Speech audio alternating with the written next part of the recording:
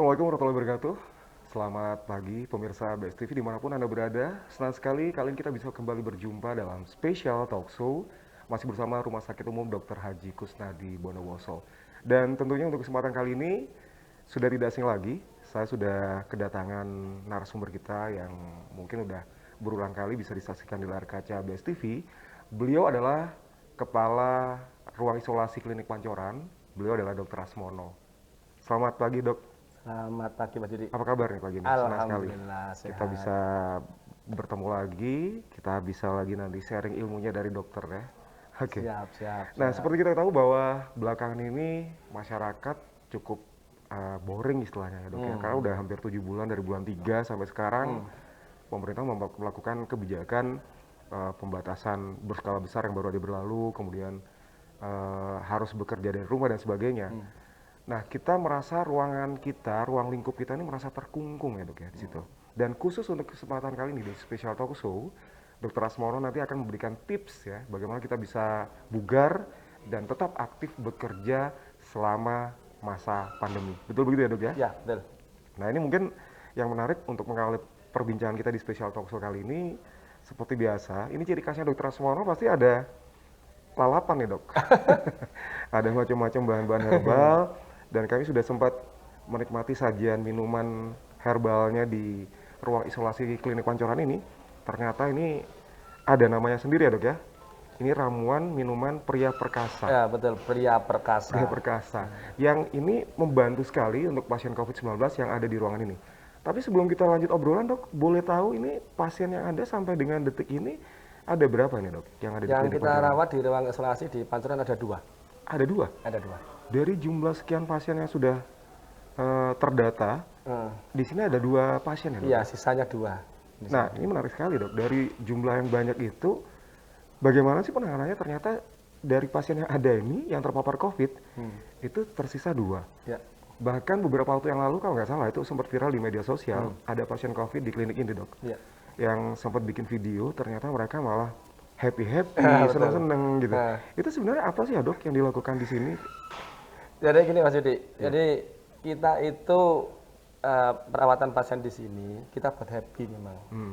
Kita buat happy, kita kasih kegiatan, pagi berjemur. Kemudian kita setiap hari kita kasih jamu. Minum pagi sama sore setiap hari. Sehingga pasiennya itu merasa di sini itu segar. Dan tidak merasa di sini itu diisolasi. Makanya sampai bisa mereka membuat video ya. Karena saking senangnya mungkin. Iya benar. Jadi mereka ada optimisme untuk warga yang di rumah nggak usah Iya, khawatir. Mereka pulang dari klinik bisa gemuk, berat badannya naik gitu kan. Iya, jadi memang untuk penyembuhan COVID ini intinya adalah daya tahan tubuh kita kuatkan dan jiwanya kita senangkan gitu. Nah itu yang menarik, Dok. Ini salah satu minuman yang saya minum tadi adalah yang untuk pasien COVID ya, Dok ya? Ini khusus untuk pria perkasa. Jadi meningkatkan daya tahan tubuh dan menguatkan badan. Boleh tahu ini, Dok, bahan-bahannya dari apa aja? Bahannya ini yang kelihatan merah itu ya. Itu secang. Secang. Terus ada kapulaga, ada jahe merah. Terus ada kunyit. Itu. Jadi Ada satu. pandan. Dan diproduksi di klinik Pancoran sendiri ya, Dok ya? Ya, ini kita bisa lihat di belakang ini. Nah, ini bahan-bahan menarik sekali. Mungkin di belakang Kita produksi Dr. sendiri. Asmono, di belakang saya juga ada bahan-bahan ini. Ini ada daun pala, kemudian pegagan, mahkota dewa dan sebagainya. Banyak sekali. Ini sebenarnya untuk apa, Dok? Bahan-bahan ini semua? Apa untuk pengobatan atau gimana? Ini untuk pengobatan, jadi untuk melayani pasien-pasien yang datang di klinik ini, kemudian kita kasih herbal.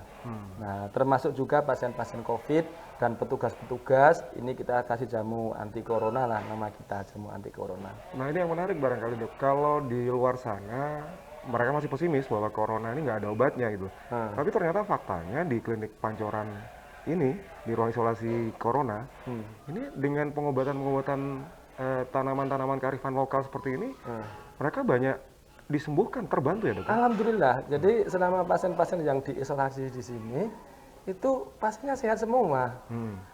Jadi pulang pun sesuai jadwal dan ada perburukan tidak ada. 100% pasien mengalami perbaikan dan pulang sesuai ya yang kita tentukan. Bahkan tadi saya sempat ngobrol-ngobrol sama salah satu staf di sini, Dok. Hmm. Ternyata nggak cuma masalah corona ya, Dok ya. Ada penyakit-penyakit lain yang bisa diobati dengan tanaman-tanaman Oh, herbal ini. banyak. Termasuk di rumah sakit umum ya, Dok ya, sekarang ya. Lagi digencarkan seperti itu. Iya, jadi termasuk di rumah sakit umum juga kita beri. Kita kirimi herbal, diminum oleh pasien dan juga petugasnya. Karena ya gimana petugas harus punya daya tahan tubuh ya supaya tidak mudah tertular COVID. Ya. Nah, kalau lihat hasil dan perkembangan progres yang membanggakan di ruang isolasi klinik Pancoran ini, Dok, masyarakat ini sebenarnya bagaimana harus bersikap nih? Apakah kita harus nyantai-nyantai dengan corona? Apakah kita harus mengabaikan protokol kesehatan atau gimana? Ini sebenarnya harus seperti apa nih, Dok? Jadi gini, Kalau Mas melihat Edi. progres yang bagus di klinik Iya. Pancoran seperti ini. Jadi gini, dari pengalaman kami ya, dan apa yang saya pelajari. Pertama kita harus mengetahui apa itu virus corona. Nah, supaya kita tahu lawan kita, supaya kita bisa bersikap. Jangan sampai kita mengabaikan ataupun terlalu ketakutan. Dan itu tidak bagus. Terlalu takut, tidak ada apa-apa kok takut. Nah, Terlalu takut mengurangi imun kita juga. oh Dok, ya? iya betul. Kekhawatiran bahkan tidak ada virus pun kalau takut bisa sakit. Kalah sebelum berperangan gitu kan. Jadi kita harus tahu apa itu virus corona. Virus corona itu termasuk virus flu. Sejenis flu ya. Iya, jenis Jadi virus penularannya juga bisa lewat droplet, bisa lewat udara juga di situ ya, Dok. dan dia punya kelemahan. Dia itu tidak bisa bertahan lama di tempat terbuka. Yang terkena paparan Apalagi sinar sinar matahari. matahari dia mati. Seperti itu. Nah, itu. Jadi kita harus tahu. Nah, virus corona ini kadang-kadang kan gini ya, maaf ya. Kita berjabat tangan gitu. Terus virus corona itu di sini berkembang. Terus kita megangnya lain, misalnya megang kursi, virus corona banyak di situ. Tidak seperti itu. Contohnya kita berjabat tangan, misalnya lupa Anggap ada 1000. ada 1000 ya, Iya. 1000. Yang nempel ke saya mungkin 500. Di sini mati mungkin sisa 300. Terus kita megang kursi, paling kursi kena 100. Jadi lama-lama hilang. Seperti itu. Dan virus itu tidak bisa berkembang biak di tangan kita. Di permukaan tubuh kita. Tidak bisa, virus itu harus masuk dulu ke dalam tubuh, masuk ke sel. Itu kalau dia menang loh, kalau dia bisa masuk ke sel, setelah masuk ke sel dia berkembang biak baru keluar. Seperti Kalau cuma di permukaan ya dia akan hilang-hilang dengan sendirinya. Apalagi kita rajin cuci tangan. Ya. Terus ada video yang viral juga di medsos nih, Dok. Ada ungkapan dari petani bahwa corona takut ke kalau bahasa Madura takut kecelot gitu, Dok. Ya. Jadi terik panas matahari seperti itu. Iya. Nah, Jadi ini kalau tadi dikatakan kan virus mati kena sinar matahari. Berarti Betul. kita nggak perlu masker kalau kita lagi bekerja di sawah seperti itu, Dok. Nah, ini kita main logika ya. Ya. Jadi virus itu mati dengan sinar matahari. Terus di sawah kira-kira ada nggak virus corona kalau sudah ada sinar matahari? Nah, seperti itu. Jadi ini yang menjadi pertimbangan. Jangan sampai kita itu kemana-mana harus maskeran, di dalam kamar sendiri pakai masker, di lapangan pakai masker. Olahraga Kita pakai masker. maskeri siapa kan itu, kan gitu. Nah, untuk olahraga, ini kita ada teori penyebab penyakit itu ada 3 faktor. Faktor host itu diri kita sendiri, faktor agent itu virusnya, terus environment, lingkungannya. Ini kalau semuanya seimbang, tidak terjadi penyakit, kita tidak tertular. Misalnya hostnya kita lebih kuat, terus lingkungan sehat, terus virusnya sedikit. Nah, mengenai olahraga, kita lihat olahraga di mana. Nah, orang yang olahraga itu kan jelas orang yang sehat ya, mau bisa lari kan, Iya. jelas sehat. Terus lingkungan terbuka, sudah sedikit jumlahnya. Ya kemungkinan besar ya menang lah. Jadi hasilnya sehat seperti itu. Artinya nggak perlu khawatir ya ketika kita melakukan aktivitas olahraga di situ. Ya? Tidak perlu khawatir. Tidak perlu khawatir dengan kita mengetahui siapa virus itu dan di mana bisa bertahan hidup, di mana bisa dia menyerang, maka kita tidak perlu khawatir. Intinya sebetulnya daya tahan tubuh kita. Jadi kalau ada beberapa faktor yang pernah saya baca, Dok, bahwa untuk meningkatkan imun kita itu kan daya tahan tubuh kita itu kalau kita bagus artinya kita sehat. Ya, betul. Ada 4 faktor yang bisa bikin daya tahan tubuh bagus, itu diantara kan makan yang teratur, Iya. olahraga yang teratur, istirahat yang cukup, dan pola pikir. Betul seperti itu, Dok? Betul. Nah, ini apa sih yang harus dilakukan kalau 4 faktor tadi di masa pandemi seperti ini, Dok?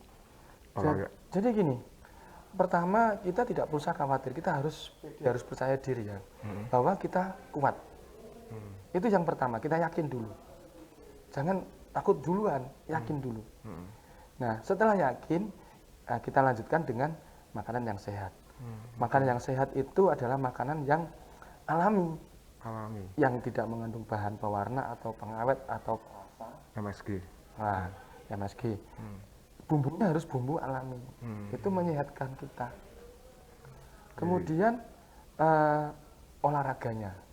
Olahraga disesuaikan dengan usia dan disesuaikan dengan kondisi. Tidak usah memaksakan, kalau olahraga terlalu juga bisa sakit orang kita kan. Kalau olahraga nggak pernah olahraga, lari nggak berhenti ya sakit juga. Kan gitu, harus seimbang. Seperti itu. Kemudian istirahat ya dok ya? Istirahat cukup. Nah, jadi kalau itu keempat-empatnya itu kita lakukan, maka kita akan sehat. Betul. Jadi ketika ini jujur pengalaman pribadi saya nih dok, waktu awal-awal masa pandemi, itu siklus tidur saya itu nggak normal. Jadi karena aktivitas otak sama aktivitas fisik lebih banyak aktivitas otaknya, jadi susah tidur sampai setengah 3 gitu.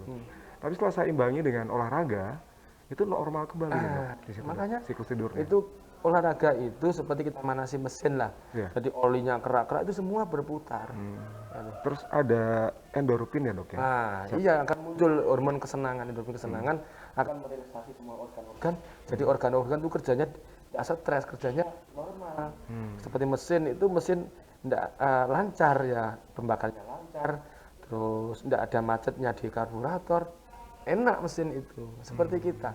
Kalau mobil itu tidak dipanasi, wah bisa-bisa ngendap olinya atau ceket, haus, malah rusak, akhirnya drop. Sama dengan diri kita. Artinya kalau ada aktivitas olahraga masyarakat di misalnya tempat-tempat umum di alun-alun misalnya, itu nggak perlu dihalang-halangi ya dok ya, karena mereka ingin hidup sehat juga, hidup bugar juga barangkali ya. Iya, jadi olahraga di mana tempat olahraga ya monggo olahraga, asal jadi gini, olahraga bukan berkerumun langsung duduk-duduk di situ. Nah, itu kan nggak sehat. Yang sehat itu kan olahraga beraktivitas.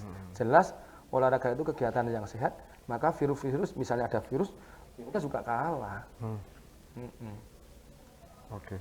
Nah, ini menarik sekali, dan kalau kita lihat dengan aktivitas belakangan ini di masa pandemi, banyak aktivitas yang terganggu. Bahkan ini menyangkut dengan mentalitas masyarakat, nggak hanya masyarakat dewasa tapi juga anak-anak sekolah. Ini pengaruhnya luar biasa sekali ya dok. Ini bagaimana sih untuk mengatasi mentalitas masyarakat termasuk siswa nih sekarang ini? Karena terlalu lama libur, ini pengaruhnya luar biasa. Jadi gini, Mas Dia, kita lihat Jumatan boleh nggak? Boleh. Terus sekolah? Sekolah nggak boleh. Rapat mana Jumatan sama sekolah? Iya, benar. Seperti itu. Jadi kita harus bermain logika, harus berpikiran rasional ya. Jadi ini saya tidak menganjurkan, saya bukan pengambil kebijakan ya. Kita memberi logika. Jadi mestinya kan bisa. Asal protokol itu dijalankan. Protokol dijalankan dan daya tahan tubuh dikuatkan. Lingkungan disehatkan. Contoh ini kita memakai ini ya. Ini minyak atsiri yang saya uapkan ya. Itu untuk melindungi saya tertular dari Mas Yudi atau Mas Yudi tertular dari saya kan gitu. Nah, minyak atsiri ini menetralisir udara.